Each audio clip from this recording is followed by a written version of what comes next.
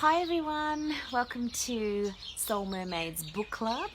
It is week number 17 and we are going to be reading from, I'm going to be reading from Finding My Soul at Sea, chapter 5 in part 2.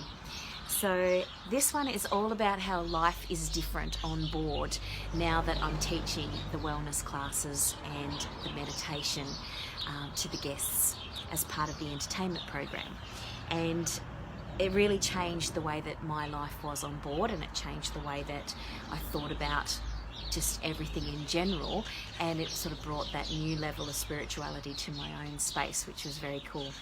So it changed the comment cards that I got from the guests because there was more depth to the conversations that I was having and the offerings that I was doing. It wasn't just a trivia or a bingo or a silly game. It was actually tapping into connecting with them.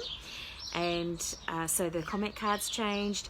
My fellow crew members sometimes had a bit of a trouble. The people in my team sometimes got a bit jealous about the fact that I was getting so much attention from the guests with the good feedback of doing these classes. There was people who surprised me, crew members who I thought weren't really very spiritual, who then turned out to be spiritual, and that was really cool. And there was a shift in the way that I was dating people as well, because there used to be at the beginning of my career it was very open, very free. There was lots of different people that I dated, and then towards the end of my career it started to be more around one individual for a longer period of time. Things just started to shift and change. So the last story is called One Guy Versus Many. So the story that I'm going to read to you today is the one that actually talks about why does she get to do so many special activities. So it's about the other crew members and their not understanding what was going on.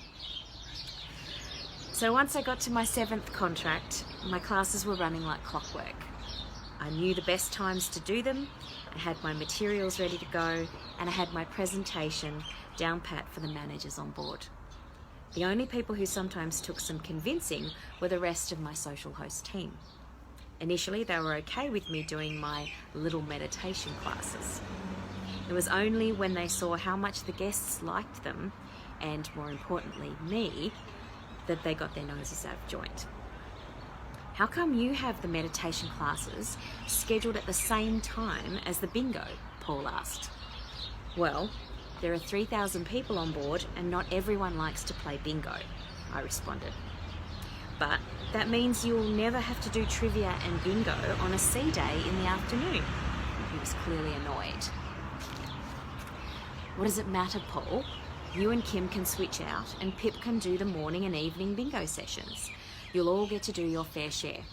Cameron, the cruise director, reasoned. She's getting special treatment. What's that all about? Kim was always a straight shooter. I winced at her harsh tone.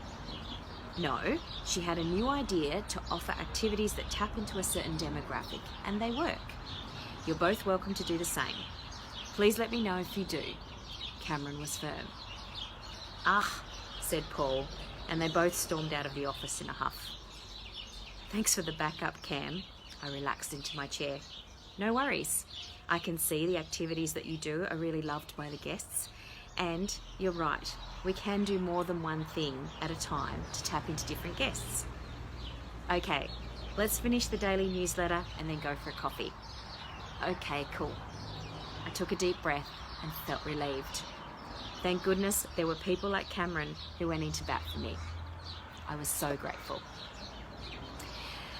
And that is the truth. It's great when people back you up when you're doing your passion, when you're doing something that you're passionate about. So if you'd like to get a copy of Finding My Soul at Sea and read some more stories, go to pipcoleman.com and check it out. And I will see you next time for Soul Mermaids Book Club next week. Bye for now. See ya.